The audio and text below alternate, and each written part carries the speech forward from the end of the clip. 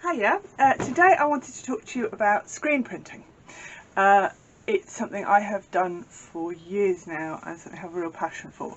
I actually have a vinyl cutter now which will do anything I want. I can put t-shirt designs on it, flip it on, iron them onto t-shirts, and in some ways it's a lot easier. But there is something about screen printing that holds my heart. There is a finish to it that just... it's not perfect, it will never be perfect, and that's kind of what I love. And it's easy enough to do at home. Well, the method I'm going to show you is easy enough to do at home. Industrial printers will tell me that this is being done all wrong, but at the end of the day you will not have the equipment at home to do it on an industrial scale and to be able to do it with the precision that they do it. So I thought I would teach you how to do a method that you can do at home that hopefully will be inexpensive, but it's really good fun. So when you're screen printing, you can print onto paper, you can print onto fabric. It very much depends on the inks you're using. I am also cheating today because I'm going to be printing onto fabric but with acrylic paints, because acrylic stains fabric. So I go to see if it stains fabric, it will stay on fabric, therefore I will use acrylic on fabric because that's what I have. So for my son's birthday parties, rather than do party bags which are full of plastic toys and sweets and things like that, what I tend to do is I tend to go to a wholesaler. I use Fire Label merchandising because I find that that's one that they work with me for years, so I tend to go back to them. Prices are really reasonable, they're wholesale prices. Please be aware that you have to have add VAT onto your prices when you're looking at them, but you can pick up t-shirts there for kids for like £2.50 each. So what we've done for years now is, instead of giving out party bags, we give the children a t-shirt that links to whatever they were doing. So when he did a climbing party, we did a person on the front of it, rock climbing. When he did a canoeing party, we did eat, sleep, paddle, repeat, printed on a t-shirt. So all the children walked away with this t-shirt that they could keep, and it was lasting, and the parents liked it because instead of finding plastic toys lying around that they could stand on, they had something they could use, and it lasted for years. So you're going to need scrap paper, you're going to need whatever you're going to print onto, so fabric, t-shirts. You could do it onto bits of paper that you're then going to frame. And the idea behind screen printing is you can take the design and you can print it again and again and again and again. So if you are in lockdown and you can't go to work and you want to get some t-shirts printed for your own small business, there's no reason why you can't do it yourself actually while you're in lockdown. You're going to need a screen. I use a company called Hunt the Moon, and they are fantastic, and they're still working at the moment, or so they say in their emails, so I'm gathering they still are. Now you can use proper frames. This is a proper screen. It's a really manky screen. It hasn't been cleaned off since the last time I used it, and I'm using some photo emulsion, which is why it looks so manky. Normally they would turn up looking white and pristine. That actually has a St Basil's Cathedral design on it at the moment. So this is a proper frame that I bought. I think they're coming in at about £35.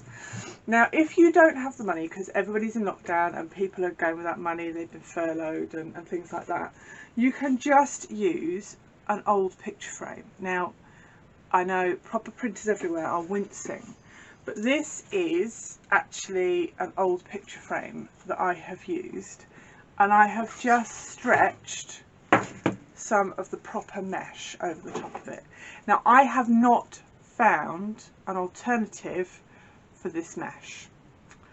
It does have to be bought, but it isn't hugely expensive, so I would recommend you buy the proper mesh from Hunt the Moon, or any other retailer that sells screen printing silk is what it's called. So that's this, and what it is when you're pushing the ink through, you need a mesh that's fine enough that will allow the ink through, but not so big that it's going to bleed all over. This is it. Fantastic stuff. And if you buy a couple of meters, you can use lots of different ones, and if you wash it properly, and not do what I do with my screens, which is leave them for a while, then you can use it again and again and again actually.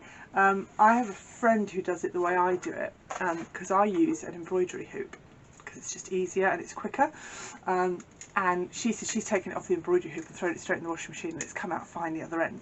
I've never tried that, but you can. So you do definitely need the silkscreen mesh, and then you need something you can stretch over, and it needs to be stretched really, really tight. The method I'm going to show you today is with an embroidery hoop, and this is just a normal 2-part embroidery hoop that you would use for doing, funnily enough, embroidery, cross stitch, anything like that. If you do free motion on the sewing machine, the chances are you use this.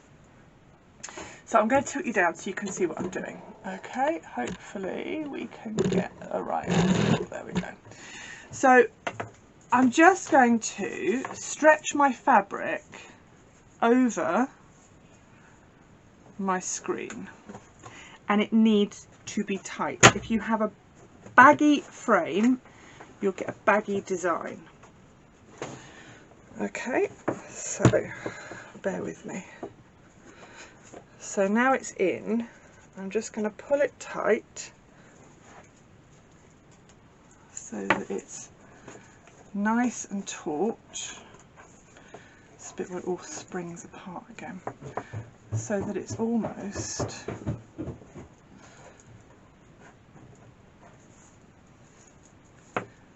like bouncy, and then I'm just going to tighten it up. So that's your screen ready to go. Now you need a squeegee normally, and a squeegee is a block that's got a rubber piece in it that you would use to push the ink through. I've left all of mine at school, so I don't have one on me. So I am literally going to use an old credit card. So anything really, so the store loyalty cards are quite good as well because they're nice and smooth. And it's anything that you can use just to push the ink through. Okay, so I've got my frame, I've got my squeegee of sorts. I've got scrap paper down just to protect my surfaces because it will come through your fabric. And I've got my design. So my son at the moment is really into Doctor Who. So we are doing up his room Doctor Who style. Now I've lost a bit of this design somewhere. There should be a line there. Never mind, we might have to go with a block design and hope for the best. So all I've done is I've printed it out using the computer. Ah, there it is. See, I knew I hadn't thrown it away. I've printed it out using the computer, and I've cut out the bit that I want to print. So the bit that's black is the bit that is actually going to print when I squeegee through the ink. So I'm going to get rid of my black bit, and I've still got my white bit to pop in the middle, like so. Now you might think, how's that going to stay there? But once you start to squeegee, the ink will hold it onto the screen and it'll work. So I'm going to lay out my fabric on here that I want to print. Now I've also got a t-shirt that I'm going to print. I'm just going to stick a piece of paper up the inside of the t-shirt to stop it bleeding through onto the back. Now this is going to, I'm actually going to use this t-shirt just as a kind of practice piece, to be honest with you, because I happen to have it, but it was also a good way to show you that you can just print on t-shirts. So this is just a kid's t-shirt. I believe this is a 5 to 6, and this actually did come from Fire Label Merchandising. It was one more than I needed for a job I was doing. So don't want these bits, I want these bits. Now because my frame is wider, oh, that's tight, it's a bit too tight, than my design, I'm going to have to put some scrap paper down the sides. So I don't know if you can see here, my piece of A4 ends here and here, and if I squeegee the ink through, it will come out here. So all I'm going to do is take some scrap paper and just lay it on each side, just to protect the surfaces. Okay, now I have just discovered that this ring is not quite big enough, but it will have to do because it's the biggest ring I've got, and I will just have to hand paint in. So try and make sure your design fits within your ring when you do it. So all I'm going to do is squeegee out a bit of blue paint onto my screen. I'm choosing blue just because it's a very Doctor Who colour, TARDIS and all that. And I'm going to drag my paint, holding firm to my ring, across my design.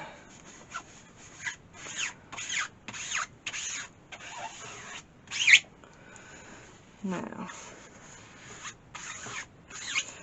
by using the squeegee, it ensures you don't get too much paint going through your design. Now I'm doing a bit of a wiggle because I'm trying to get right in as much as I can to cover nearly all the design. Now at this point you should just be able to very carefully lift up your screen,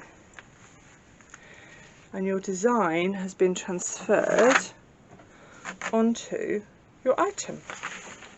So I'm going to pop that to one side. I actually want to print onto some fabric. So I'm going to take my piece of fabric, find out roughly where the middle is. Ooh, why am I going that way? And I am going to lay it down, pop my screen back on top,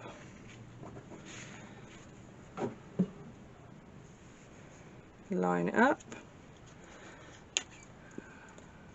bit more paint, and I'm just going to go again. I'm just going to squeegee across.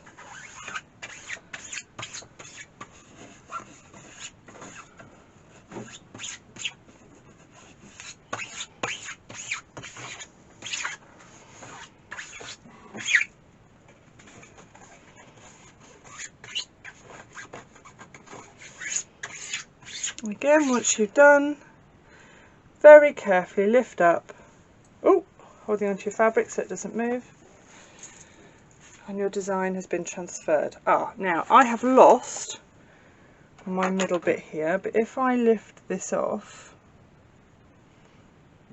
there we go, I've got my design.